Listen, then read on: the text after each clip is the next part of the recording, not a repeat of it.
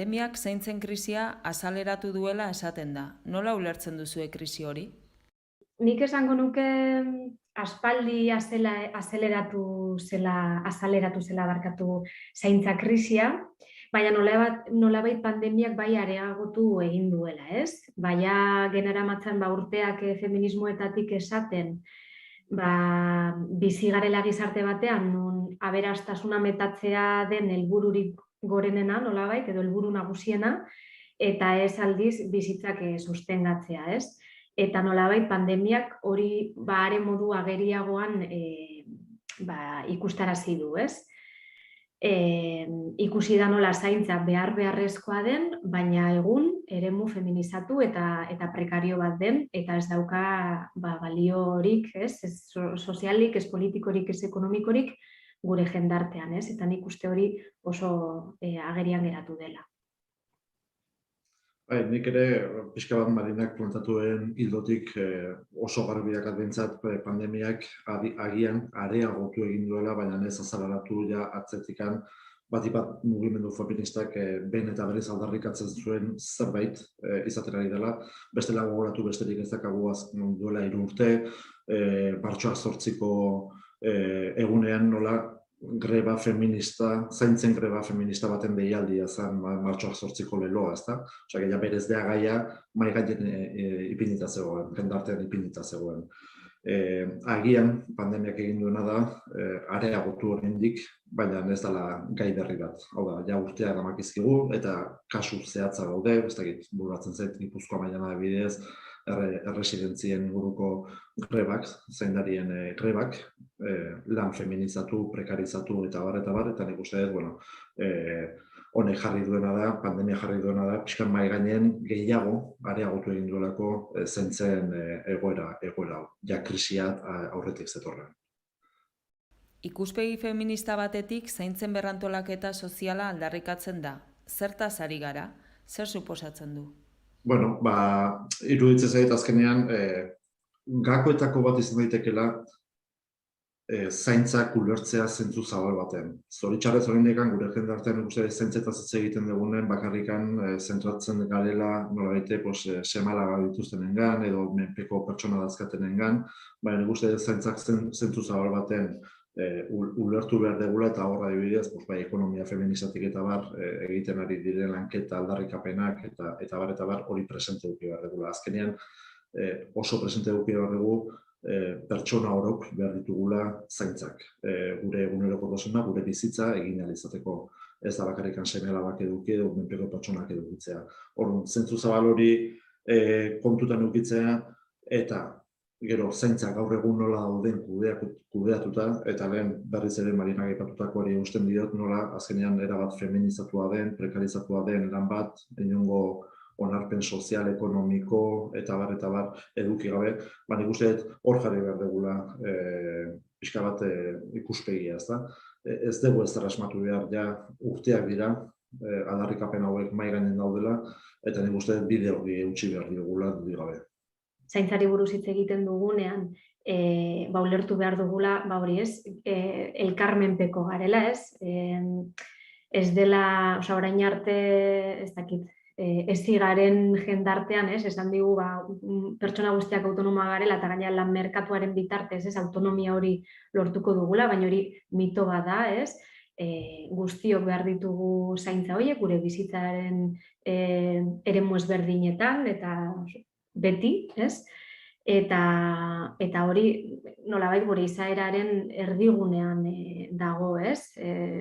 Bizi garen jendarte honetan da sistema ekonomiko honetan ematen du pertsona batzuek ez dutela baliorik, lan merkatuan ez dutelako ekarpenik egiten edo, ez? Eta nolabait ezabatzen dira, baina azkenean elkarmenpekotasun hori da geure ez dakit izaera edo gu geu garena, ez? Hori alde batetik, eta gero beste alde batetik baita ere ekologikoki, ez? Edo ekomenpekoak ere bai bagarela, ez? Eta nik uste hori ez, azken eztabaidetan, azken urteetan hori ere mahaigaineratu nahi izan dela, ez? Zaintza ulertzeko, hori ez, Mikelek esaten zuen moduan, modu zabalago batean, eta ez bakarrik pertsona jartzen erdigunean, baizik eta bizitza, ez? Horregatik esaten dugu ere bizitza. Eta bueno, gaur egun daukaguna da sistema bat non hori, ez? Nahi duen kapitala metatu, aberastasuna metatu, eta horretarako bai bizitza bera suntsitzen du, ez? Nolabait natura suntsitzen duelako, natur baliabide suntsitzen dituelako, baina baita ere pertsona batzuk zapaltzen dituelako, ez? Eta gainera zaintzaren eremuan lanean ari diren pertsona horiek, nolabait ari dira kubritzen gizarteak baliori jartzen ez dituen, jendarte honetan zaintzak ez daukate baliorik, eta beraz horrek esan nahi du nolabait gizartearen eremurik ez dakit, ez? Azpian kokatzen direnak, bazterretan dauden subjektuak dira, zaintza lanak burutzen dituztenak, ez? Bai generoari dagokionez, jatorriari dagokionez, arrazari dagokionez, ez? Eta hori da daukaguna, eta hori aldatu behar duguna. Bai, azkenean, zaintza globaletaz hitz egiten ari gara. Nik uste dut hor, aipatu duanen zaintzak zentzut zabal baten ulertzeak dela pixka bat hil horretatik jarraitzea, ez da? Dena erlazionatuta dago, gero eta mundu globalizatu honetan, jakin badakigu gure jendartean zeinek zaintzen duen, eta normala izaten dira, herrialde txirotutako emakumeak egite dituzterra horrelako zaintzak, migrazioa tarten sartuta, eta guzti horrek azkenean nolabaiteko elkar interseksionalitateak aipatzen digun gaia sartzen zaigu buru belarri, ezta? Eta hori da azken finean zaintzak zentzu zabal batean ulertzea. Joera izaten dugulako azkenean, zoritxarrez oraindik, batzutan nolabaiteko departamentu estankoak sortzea, non badirudin hemen gertatzen denak ez dakala eraginik, ez dakala erlaziorik beste herrialde batzutan gertatzen denarekin. Eta hori ikuspegi zabal hori edukitzeak nik uste dut aukerak ematen digula pixka bat errora joateko eta zer dagoen zaintzekit zer ikusi duen arazo larri honetan ze erro dauzkagun horrazpian diskutatuta. Zaintzen inguruan ari garela, denbora agertzen da azterketa aldagai gisa. Zer ikusteko du denborak genero desberdinkeriarekin? Bueno, nik esango nuke zer ikusi zuzena daukala lehen komentatu dugune guztiarekin, ez? Azken finean, gaurko jendartean zaintza hori ez, banatzen da, edo lana, ez? Sexuaren araberako lan banaketa, ez? Esaten den hori horrek nolabait markatzen du lanen banaketa, ez? Hau da, feminitatearen eta maskulinitatearen eraikuntza horretan, zehazten da, hori ez, emakume kategoriaren barruan dauden subjektuak direla, zaintza lanak aurrera eraman behar dituztenak, ez? Eta gainera egun, aspalditik gertatzen den zerbait da, baina egun baita ere sustatzen da emakumeek ere parte hartzea lan merkatuan, ez? Osa, politika daude hori sustatzeko, baina politika horiek aldi berean sexuaren araberako lan banaketa hori ez dute zalantzan jartzen, ez? Eta gertatzen ari dena da, gaur egun bi lankarga edo bi lanaldi edo dena delakoa, sustatu direla politikak emakumeek lan merkatuan parte har dezaten nolabait, ez? Baina ez da zalantzan jarri sexuaren araberako lan banaketa, hau da, gizarteak oraindik ulertzen du, etxe guztietan dagoela 24 orduz emakume bat, ez, prestutasun osoarekin bere ingurukoak zaintzeko, baina aldi berean lan merkatuan ere egon behar du, ez? Eta horrek eragiten du emakumeek lankarga handiagoa asumitu behar izatea eguneroko bizitzan, eta horrek eragiten du, ez daukatela aukerarik beste gauza batzuetan aritu alizateko, ez? Nolabait, denboraren ikuspegitik ere, emakumeak pobre dira, ez? Osea, nolabait, pobreziaren feminizazioa ere ikuspegi horretatik aztertu dezakegu, ez? Eta ze aukerak dituzten, ikusten da, ez? Inkestetan edo beste haulako azterketak egiten baditugu, aisialdirako denbora gutxiago dutela, ez? Edo parte hartze soziopolitikorako aukera gutxiago dituztela, baita ere, ez daukatelako denbora materialik, nolabait, ez? Hortarako. Eta orduan zentzu horretan, nik uste, denboraren aferak baduela zerikusi handia, ez, esaten ari garen guzti honekin. Bai, uste denbora klabea dela, ezta? Denboraren azterketa eta aipatutako guzti horri nolabaiteko demostratzen duen guzti horri badazkagu denboran neurtzen duten inkestak uneoro ateratzen direnak, bai Emakundek, duela astebete o aste honetan ez ondo akordatzen uste Eustatek berak atera duen beste ikerketa bat, Nafarroako Emakumeen Institutuak ateratakoan, nazioarte mailan eta bar, inkesta pila daude. Eta azkenean, nolabaite, datu horiek, estatistika horiek adierazten digutena da, zein dan egungo argazkia zeintzen inguruan, eta zeinek zaintzen duen, eta ze egoeratan, eta bar, ezta? Eta gero ze ondorio dazkan guzti horrek. Burura datorkit justo azkeneko Eustatek aterateko datu hauetan adibidez, zaintzekin erlazionatuta hor hartzen ziren umezaintzak, etxeko lanak eta etxetik kanpo egiten diren beste lan mota batzuk zaintzekin erlazionatuta, erosketak, medikura eraman, ez dakit zerbait zer, eta azkenen, bataz beste gutxi gorabehera, oraindik 2021 urtean, Euskal Autonomia Erkidegoan behintzat ateratzen zigun datua nahiko lazgarria da. 2 ordu eta terdi ila emakumeek egunean 2 ordu terdi gehiago sartzen dituzte zaintzekin erlazionatutako lanetan, eta gero horra aztertu beharko litzake gaina ze baldintzetan. Eta, imaginatu ezazue zer suposatzen duen, egunero 2 ordu, 5 ordu gehiago sartzea, urte baten zenbat ordu ateratzen zaizkigun. Eta, klaro, ez da bakarrikan ordu kontua, ez da kantidade kontua, da kantidade horren ere nolabaiteko ze egoeretan ematen diren zaintza egoera hauek, zaintza lan hauek, ezta? Zaintza ardura hauek. Orduan, klaro, honek ematen digu nolabaiteko ikuspegi oso zehatza, nolabait esateko, zein den gaur egun oraindik dagoen egoera, eta bat emakumeek pairatzen duten egoera zaintzen inguruan.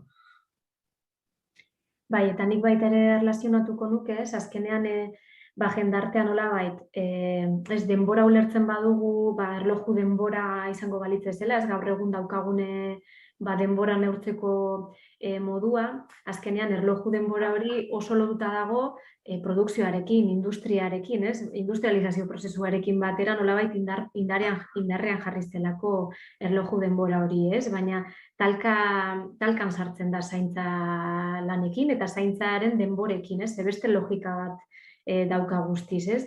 Dauka zerikusia erritmo biologikoekin, erritmo fisiologikoekin, eta orduan, ez, askotan ere merkantilizatzen direnean zaintza lanak, oso zaila da, nolabait saiatzen delako egoitzetan esaterako, ez, edo bestelako eremu batzuetan, saiatzen da logika produktibista batetik, ez, denbora horiek ezartzen, eta hori etengabean talkan dago, bai langileen ikuspegitik, ez daukatelako denborarik, benetan zaintza badelako, ez bakarrik hori denbora kantitatea, baizik eta bada ere kalitatea, bada beste pertsonarekin egotea, konpainatzea, entzutea, ez, badauka ere eremu emozional bat, ez daukana, hori oso zaila daela, ez, dirutan edo denboretan hori neurtzea, ez? Eta askotan balako eremuetan hori aldarrikatzen dela, ez? Beste logika bat behar dela lan hauek antolatzeko, ez? Eta ez denbora eta produkzioaren logikatik kontrajarriak dira erabat, ez? Eta bueno, ikuspegi hortatik nik uste ere aldaketa hortik joan behar dela, ez? Nolabait erloju denbora horrek zentralitatea edo erdigunetik, ez, kendu behar dugula. Egoera honi aurre egiteko zer eskatu behar genieke gizonei, eta erakunde publikoei eta enpresei? Uste dut hor eta gainean ere lanarekin eta nire militantziarekin zerikusia duen arlo bat gizonekin lan egitea berdintasunaren inguruan adibidez, kontzientziaren gaia klabe izango da, arduraren gaia klabe izango da, empatiaren gaia klabe izango da eta bat implikazioaren gaiaren klabe izango da. Hau horrela esan da oso erraiz dirudi, baina zailtasunak hor dazkagu gure egunerokotasunean, oraindik non gizonok orokorren gure jendartean ez dugulako lotzen zaintzak gure ardurak ere badirela eta gure ardura ere badala. Guzti hau, bai kontzientzia, ardura, empatia eta implikazio hauek lantzeak suposatzen du besteak beste gero beste gai potolo batzuk, harri gogor batzuk lantzea. Besteak beste adibidez, pribilegioen gaia, besteak beste botere harremanen gaia, beste produkzioaren gaia, bai Marina komentatu duen bezala ezta, azkenean nola dagoen antolatuta gure jendartea, gure sistema ekonomiko zein den, nola dagoen antolatuta eta hor gizonen papera zein den, nik uste dut horrek garrantzia dakar, ezta? Azken finean, bai maskulinotasunak ulertzeko orduan, gizontasuna zer den ulertzeko orduan, feminitateak zer diren ulertzeko orduan, gako hauek hor egon beharko dute eta landu egin beharko dira. Ari gara pixkanaka, baina oraindik erronka oso luzea daukagu, bide luzea dago egiteke.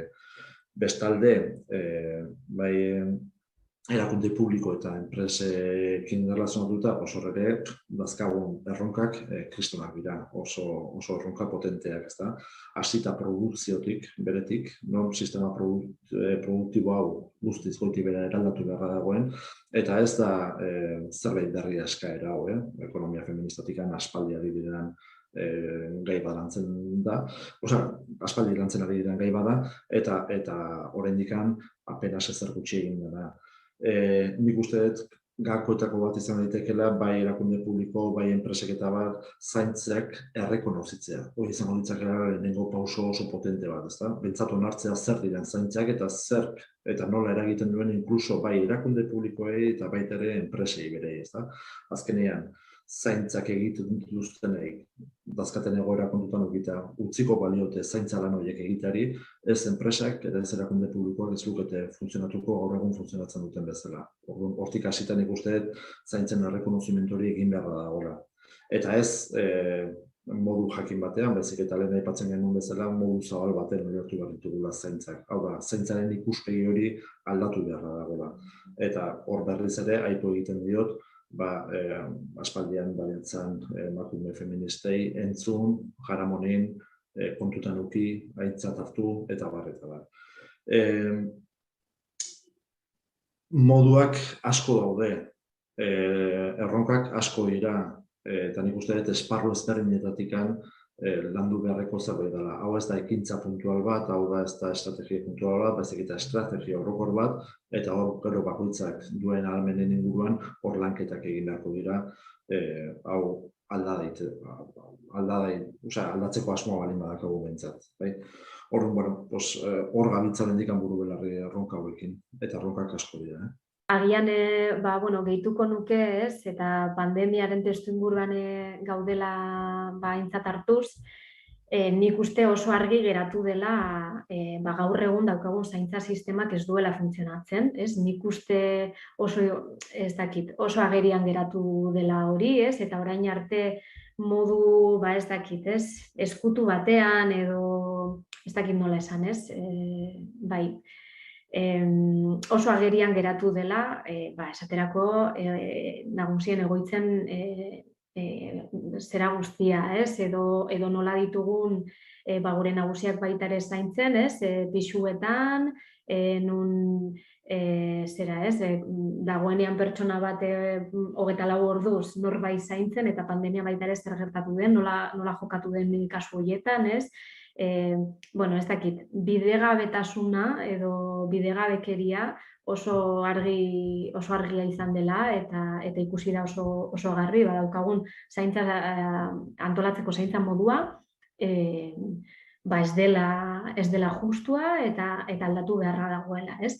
Eta hemen bide ezberdinak egon daitezke, eta bide bat, eta nik uste nahiko azpimarratzen ari dena, eta niretzako oso arriskutsua da familia berriro indartzea, eta berriro familia goraipatzea, eta esatea pertsonak oso ondo daudela zainduta beraien etxeetan, eta hori da behar duguna, eta honek suposatuko du berriro ere emakumeen bizkar jartzea lan guzti hauek, eta oso arriskutsua da, eta uste dut hau asko azpimarratzen dela, eta hori ez,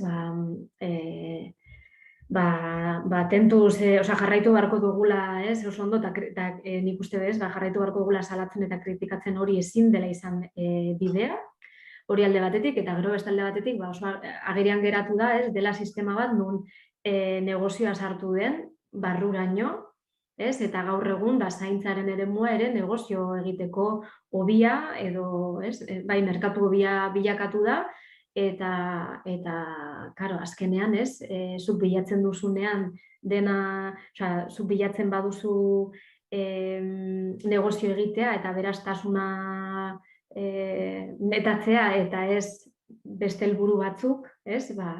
Klaro, orduan, guztiz talkan egongo da, ez? Zaintza onarekin, nola baitez, edo zaintza benetan duintasunarekin, eta bai langileena, bai bertan bizi diren pertsonena, ez? Eta nik uste dut hau pandemiarekin oso modu argian ikusi dela, oso larria dela, eta beste sistema baterantz joan behar garela, birpentsatu beharko dugula, hau prozesu luzea izango da, baina behar dela mundu guztiaren implikazioa hontan, eta nik uste hori pausuak eman behar direla beste sistema bat eraikitzeko, niretzako bai izan behar du sistema publiko bat, mundu guztiarentzako izango dena, baina baita ere klabe komunitario batzuetan, nun komunitatearen inplikatu egongo den, gertutasuna bilatuko den, ez dakit horizontaltasuna ere bai, ez dakit, baina argi daukat, gaur egun daukaguna, ez daigula balio, argi geratu dela, eta joan beharko garela hori aldatzen. Nik gehituko nuke pixka bat hildo horretatik jarraitu ere, azkenean gakoetako bat ere izan daitekeela azkenen zaintzaren ikuspegi zabal hori kontutan edukita zaintzak gure gizarteko, gure jendarteko arlo guztiak zeharkatzen ditula. Eta haustea lotura zuzen horrekin zaintzak eta familia, ezta? Pixka bat Marinako nahi komunitatzen zuena. Azkenean hori baino asko zer gehiago delako zaintzak. Berriz diot, azkenean gure jendarteko esparru guztiak zeharkatzen dituen zerbait delako. Eta nik uste dut hori presente eukita, hori aurrera pauso bat izango litzakela, horrek ahalbidetzen digulako nolabait beste ikuspegi orokor handiago bat eukitzea eta beste estrategia mota batzuk ere martxan jarri ahal izatea, ekintza jakin batzukin eta bar, arlo ezberdinetan eta arlo bakoitzean hartu beharreko erabakiak. Baina ikuspegi global eta zabal horrekin. Bukatzeko, zein da zabaldu nahi duzuen mezua? Nik bakarrik igual azpimarratuko nuke hori esan dugula aldaketa handiak behar direla, baina aldi berean uste dut aukerak daudela, aldaketa horiek gauzatzeko, bidean gaudela, ez dakit ez, hori aurrekurtetako grebek oso agerian utzi dute, edo ikusi da, zenolako indarra dagoen ere bai eraldaketa bultzatzeko, ez bakarrik hori, ez dakit pentsionistak ere hor daude martxan eta hori aldarrikatzen, egoitzetako langileak ere daude borrokan beraien lan baldintzak hobetzeko, egoitzetako senideak ere bai, edo bertan bizi direnen senideak ere ari dira mobilizatzen, etxeko langileak ere bai, uste dut badaukagula badaudela aukerak eta gaudela bidean eta posible izango dela, aldaketa horiek norabidetzea, zentzu horretan baikorra naizela, eta uste dut mezu olako gauden testuinguru eskorro honetan, askotan, beharrezkoa dela ere pentsatzea, hori posible dela gauzak aldatzea, ez direla beti horrela izan, eta ez direla beti horrela izango, eta horretan jarri behar ditugula ere indarrak, ez? Nik ere pixka mezu baikorrago batekin bukatzearen, nik uste garrantzitsua dela, bestela etxipen puntu baten ere erori gintezke, gai hauek jorratzerako orduan, eta nik uste garrantzitsua dela kontutan edukitzea, ez gerala ezer asmatzen ari. Ja proposamenak mahai gainen daudela, arlo ezberdinetan, espazio ezberdinetan, eta simplemente proposamen horiek kontutan edukitzea ja badala aurrera pauso garrantzitsu bat, eta jaramon egin, kontutan eduki, eta barneratu, eta martxan jartzea, edo martxan jarraitzea, horrekin bagoazela pixkanaka. Naiz eta, erronka handia daukagu aurretik, baina bagoaz pixkanaka.